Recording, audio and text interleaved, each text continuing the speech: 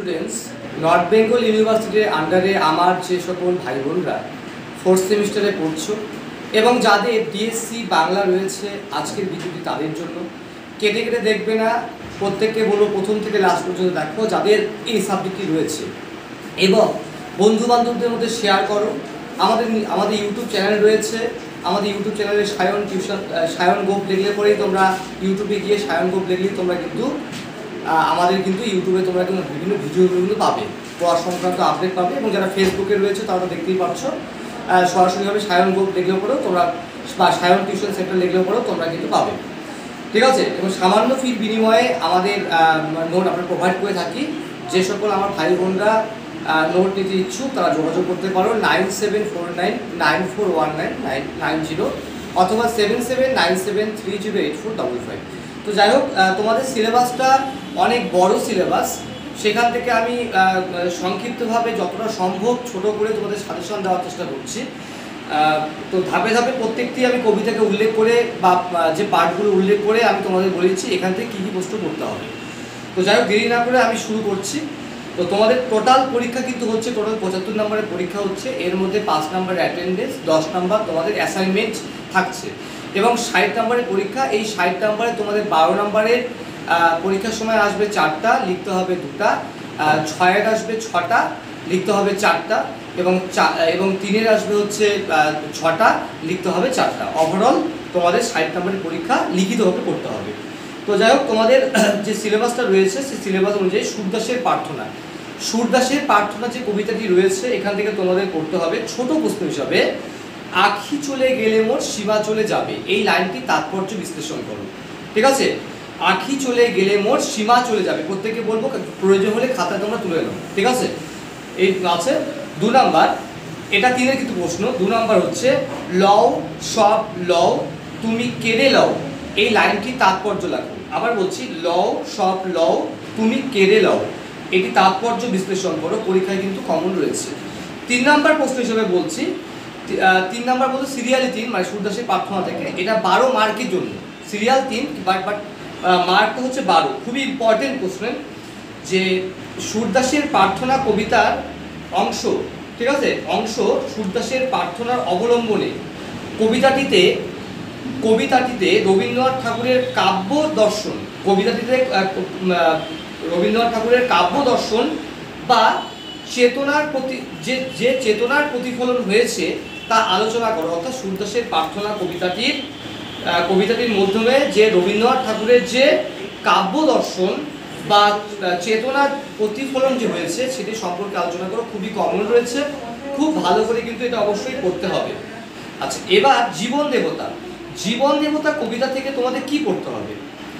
জীবন দেবতা থেকে পরীক্ষার সময় যেটা প্রশ্ন রয়েছে, খুব কমন প্রশ্ন মনে করছি, জীবন দেবতা কবিতাটি কোন কাব্যের অন্তর্গত? ভালো করে শুনবে, জীবন দেবতা কবিতাটি কোন কাব্যের অন্তর্গত, কার রচনা এবং কোন সময় রচিত হয়েছে, এটা কিন্তু পরীক্ষায় 3-এর জন্য কমন রয়েছে। 3 নাম্বার 2 নাম্বার প্রশ্ন, পরের প্রশ্ন বলছি, জীবন দেবতা থেকে বলছি, জীবন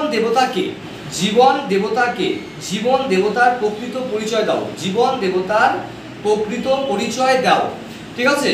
জীবন দেবতাকে কবি কোন কোন নামে সংবর্ধন করেছেন? জীবন দেবতাকে কবি কোন কোন দিক থেকে সংবর্ধন করেছেন? পরীক্ষায় কিন্তু 3-এর কোশ্চেন, খুবই কমন। আচ্ছা, পরের প্রশ্ন হিসাবে এটা একটাই, তোমাদের এখান থেকে 6-এরই কমন পড়বে, সেটা হচ্ছে জীবন দেবতা কবিতাটির অন্তর্নিহিত তাৎপর্য বিশ্লেষণ করো বা নিরূপণ করো। আবার বলছি, জীবন দেবতা কবিতাটির অন্তর্নিহিত তাৎপর্য নিরূপণ বা বিশ্লেষণ বা আলোচনা করো। পরীক্ষা 6-এর অত্যন্ত কিন্তু কমন রয়েছে। পরের প্রশ্ন হিসাবে বলছি সবুজের অভিযান কবিতাতে তোমাদের পরীক্ষায় 3-এর যদি কোশ্চেন যদি বলি তাহলে খুবই ইম্পর্টেন্ট, সবুজের অভিযান কবিতাটি কোন কাব্যের অন্তর্গত, কোন পত্রিকায় এবং কোন সালে প্রকাশিত হয়েছে, এখানে কাঁচা বলতে কাদের বোঝানো হয়েছে?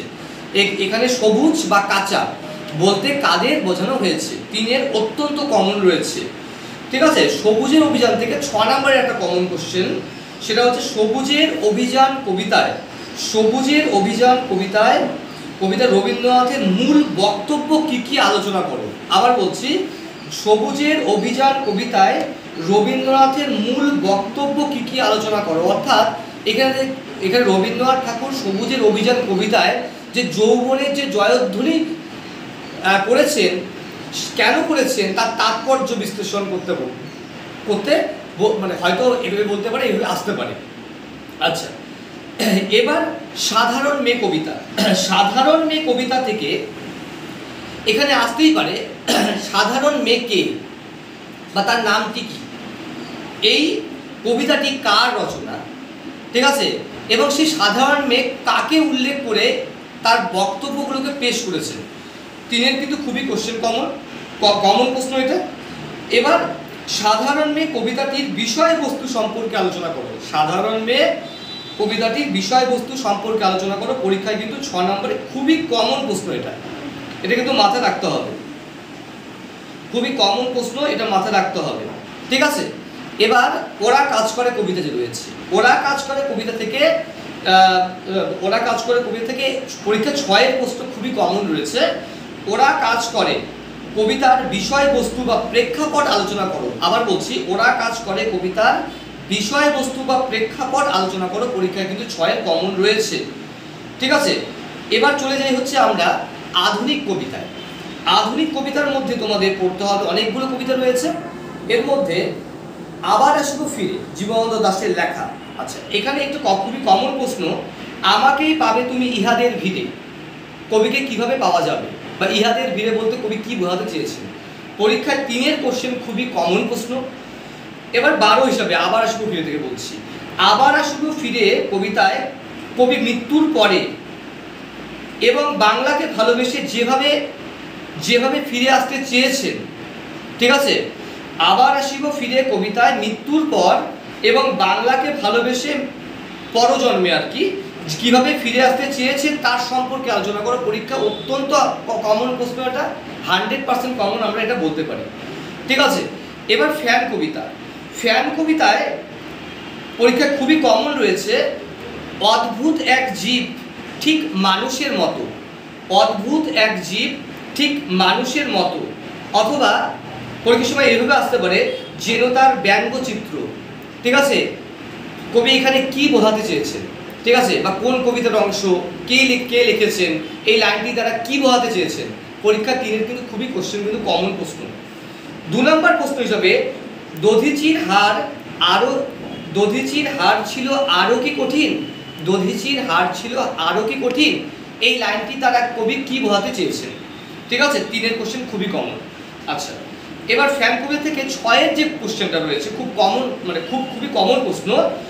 ফ্যান কবিতায় যে দুর্ভিক্ষের চিত্র, ফ্যান কবিতায় যে দুর্ভিক্ষের চিত্র বা যে প্রেক্ষাপট উঠে মানে চলে এসেছে বা দেখতে পাচ্ছি আমরা, তার তাৎপর্য বা সেই প্রেক্ষাপটের দ্বারা কবিতাটির নামকরণের বিষয়বস্তু সম্পর্কে আলোচনা করো। খুবই কমন প্রশ্ন পরীক্ষা 6-এ, ঠিক আছে। এবার শাশ্বতী কবিতা, শাশ্বতী কবিতায় এভাবে পরীক্ষার সময় 3-এর কোশ্চেন হতে পারে, সে ভুলে ভুলুক কোটি মন্বন্তরে আমি ভুলিব না, আমি তাকে তাহারে ভুলিব না, ঠিক আছে। অথবা সে এসে সহসা হাত রেখেছিল হাতে, এই লাইনের মাধ্যমে কবি যে লাইনটির তাৎপর্য বিশ্লেষণ করো। পরীক্ষায় কিন্তু খুবই কমন রয়েছে। 2 নম্বর কোশ্চেন হিসাবে, এটা পরীক্ষা অবশ্যই 6 হিসাবে তোমরা দেখে যেতে পারো, সেটা হচ্ছে কি শাশ্বতী কবিতা অবলম্বনে, শাশ্বতী কবিতা অবলম্বনে যে প্রেমের যে চেতনার পরিচয় পাওয়া যায়, যে প্রেমের চেতনার পরিচয় পাওয়া যায় তা আলোচনা করো। পরীক্ষায় কিন্তু অত্যন্ত কমন রয়েছে। যত দূরে যাই, দেখো তোমাদের মনে হতেই পারে অনেকগুলো প্রশ্ন দিচ্ছি, কিন্তু অ্যাকচুয়ালি সিলেবাসটা তো অনেক বড়, ঠিক আছে। প্রত্যেকটি কবিতা থেকে কিন্তু টাচ করবে, এটা মাথায় রাখতে হবে, এর জন্য একটু প্রশ্নটা বেশি হচ্ছে, ঠিক আছে। বাংলার ক্ষেত্রে একটু বেশি হবে, কিন্তু অন্যান্য সাবজেক্টের ক্ষেত্রে কিন্তু কম হবে, ঠিক আছে, মানে প্রশ্ন সংখ্যা। এবার যত দূরে যাই কবিতা রয়েছে, যত দূরে যাই কবিতায় এইভাবে আসতে পারে পরীক্ষা 6-এর কোশ্চেন। যত দূরে যাই কবিতাটির মধ্যে যে জীবন দর্শন ব্যক্ত হয়েছে, যে যত দূরে যায় কবিতার মাধ্যমে যে জীবন দর্শন ব্যক্ত হয়েছে তা আলোচনা করো। পরীক্ষা 6-এর কমন রয়েছে, জাস্ট দেখে যেতে পারো। এটা লাস্ট যে প্রশ্নটি রয়েছে বা কবিতাটি রয়েছে সেটি হচ্ছে কি, তোমাকে পাওয়ার জন্য হে স্বাধীনতা, শামসুর রহমানের লেখা। আমরা প্রত্যেকে জানি 1971 সালে যখন বাংলাদেশ বিভক্ত হচ্ছে ভারত পাকিস্তান থেকে, ঠিক আছে, পাকিস্তান থেকে হচ্ছে, সেই সময় যে মুক্তিযুদ্ধ হচ্ছে, সেই মুক্তিযুদ্ধের সময় একদিকে বাংলাদেশিরা, অন্যদিকে পাকিস্তানি সেনাবাহিনীদের অত্যাচার, সেই প্রেক্ষাপটে কিন্তু লেখা তোমাকে পাওয়ার জন্য হে স্বাধীনতা।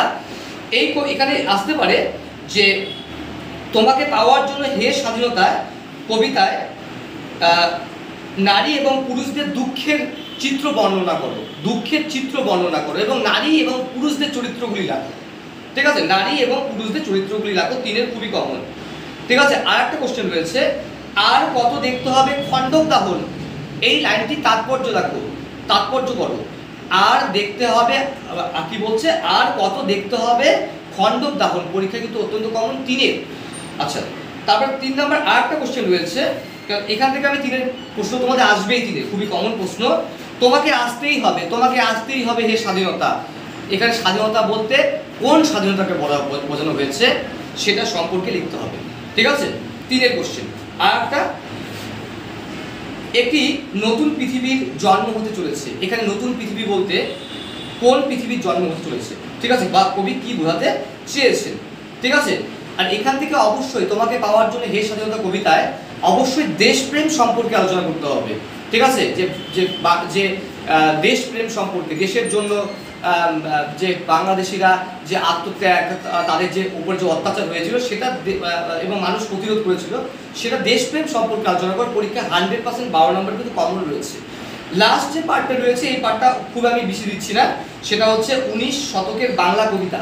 19 শতকের বাংলা কবিতা থেকে তোমাদের জাস্ট খালি এটি বলে দিচ্ছি, 19 শতকের বাংলা কবিতার গীতিকাব্যের লক্ষণ বা বৈশিষ্ট্য 3 হিসাবে রাখো।